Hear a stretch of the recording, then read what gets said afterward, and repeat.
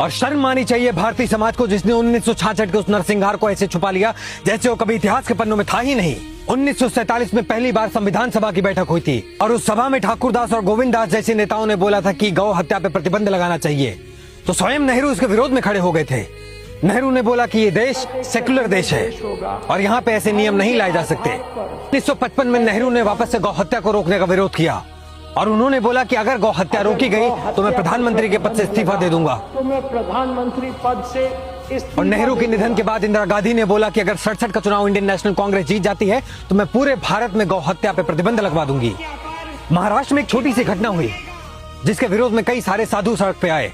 वहां पे उस समय की कांग्रेस सरकार राज कर रही थी और उस प्रोटेस्ट को रोकने के लिए 13 लोगों को गोली मार दी गई थी, जिसका कोई सर पैर नहीं था। किसी ने इसकी जवाबदेही नहीं की। तो संपूर्ण भारत के साधुओं ने यह तय किया कि हम दिल्ली चलेंगे, हम संसद का घेराव करेंगे और गौ रक्षा पर प्रतिबंध लगवा के ही रहेंगे।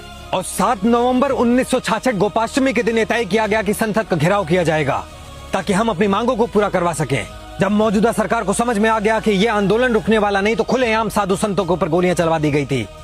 उस समय की सरकार ने तो यह बोला कि इस गोलीबारी में सिर्फ 8 लोगों की मृत्यु हुई है, परंतु जब मनमोहन शर्मा जैसे पत्रकार समाज के सामने आके खड़े हो गए तो उस समय की इंदिरा सरकार के ऊपर से पर्दाफाश हो गया। इस गोलीबारी में कम से कम 5000 साधु संतों की हत्या की गई थी और इस नरसंहार का शिकार बहुत सारे महिलाएं और बहुत सारे बच्चे भी हुए थे।